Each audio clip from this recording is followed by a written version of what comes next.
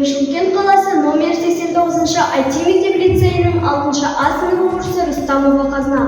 Жобамның тақырыбы ауадағы адам өміріне қауіпті улы газдарды экофильтр құрылғысы арқылы залалсыздандыру. Менің жобамның мақсаты көліктерден, зауыттардан, тағы басқа жерлерден ауаға бөлінетін зиянды улы газдарды экофильтр құрылғысы арқылы залалсыздандырып, адам өміріне зиянсыз етіп шығару. Олардың бірі көміртегі моноксиді, көмірқышқыл газы, азот тотығы, яғни СО, СО2, NO2. Бұл газдар адам өміріне өте қауіпті газдар. Қазақстан Республикасының ауадағы экологиялық проблемасы бар аумақтар, олар барлық ірі қалалар, себебі барлық ірі қалаларда үлкен зауыттар бар. Олардан шығатын улы түтіндер, улы газдар ауа экологиясын ластауда.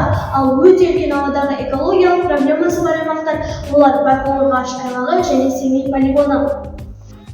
Енді видеоға назар аударсақ. Байқоңыр ғарыш айлағынан зымыран тасығыштар мен ғарыш кемелерінің тоқтаусыз ұшырылып жатқанына 60 жылдан асты. Оның экологиялық зардабының радиусы бірнеше облысқа тараумен келеді. Аралдың тартылып кетуіне де ұшқан ракеталардың зияны тиген. Ал осы күні Байқоңырдың экологиялық зардабы әбден шегіне жетті. Жер суымыз толық бүлінді. Жан-жануар қырылып, даламыз шөппен ағаш шықпайтын қуаңға айналды. Адамдар шетінен қатерлі ісік дертіне ұшырап, жас сәбилер ақыл есі кем болып туылуда. Ракеталардан бөлінген өте қауіпті гептил қалдықтары жер мен ауаны улап жатса, аспандағы озон қабатының талқандалуынан көтерілген құйын мен дауыл климатты түбегейлі бұзып тынды.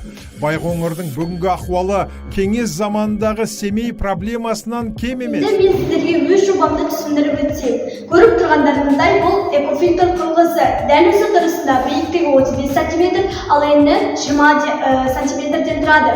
Өзіне талап ететін қуаты сағатына 387 милливатт. Дәл осы тұрысында 20 см болып, ауа құрамындағы зиянды улы газдарды жылдам тазарта алады. Мен Шымкент қаласының тумасы болғандықтан, Шымкент қаласына экофильтр құрылғысының қанша данасын орнату керектігін есептедім.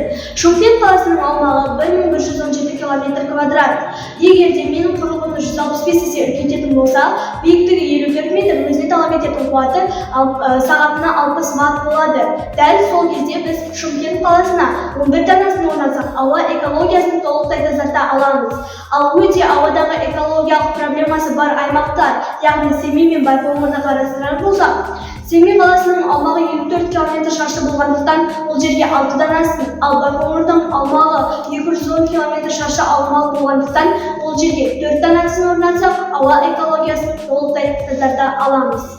Ал енді сіздерге жобамның құрылымын таныстырып өтер болсам, ең алдымен экофильтр құрылғысы 2 кіріс вентиляторынан, 1 шығыс вентиляторынан, сыртқы газ датчигінен, ішкі газ датчигінен, өрт датчигінен, түрлі шамдардан, дисплей яғни экраннан және күн панелінен тұрады.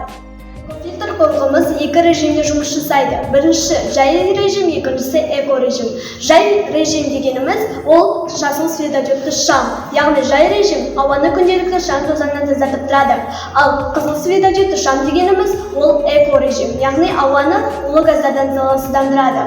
Ал енді сіздерге жобамның қалай жұмыс жасайтынын толығымен таныстырып өтсем. Ең алдымен сыртқы газ датчигі газды анықтаған жағдайда 2 кіріс вентиляторы іске қосылып, улы газды өзіне тартады.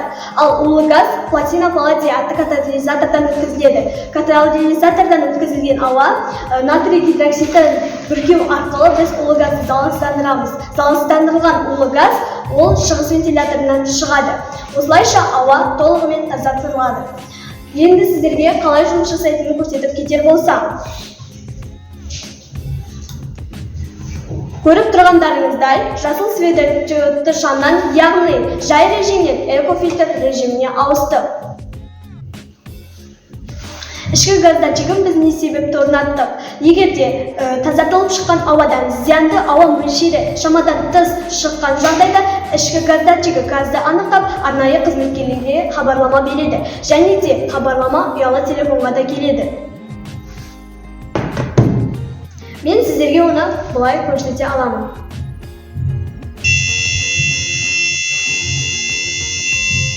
Өрт датчигін біз не себепті орнаттық? Себебі экофильтр құрылғысы автоматтандырылған жүйе болғандықтан, өте биіктікте орналасқандықтан, ішінде өрт шығу қаупі бар. Сондықтан біз қауіпсіздік ережесін сақтай отырып, өрт датчигін орнаттық. Егер де ішінде абайсызда өрт шыққан жағдайда, ұялы телефонға және де арнайы қызметкерлеріне хабарлама жіберіледі. Көріп тұрғандарыңыздай хабарлама келді. Шамдарды біз не себепті орнаттық? Айтып өткенімдей, бұл өте биіктікте орналасқандықтан ұшақтарға кедергі жасауы мүмкін. Біз арнайы ұшақтарға белгі беру мақсатында көк шамдарды орнатқан болатынбыз. Яғни арнайы дыбыс датчигі арқылы ұшақтарға хабарлама жіберіледі. Күн панелін біз не себепті орнаттық? Себебі бұл биіктікте орналасқандықтан тоқ жеткізу қиын болды. Және де тоқ жеткізу мақсатында біз күн панелін орнаттық. Яғни автоматтандырылған түрде күннен қуат алып тұрады.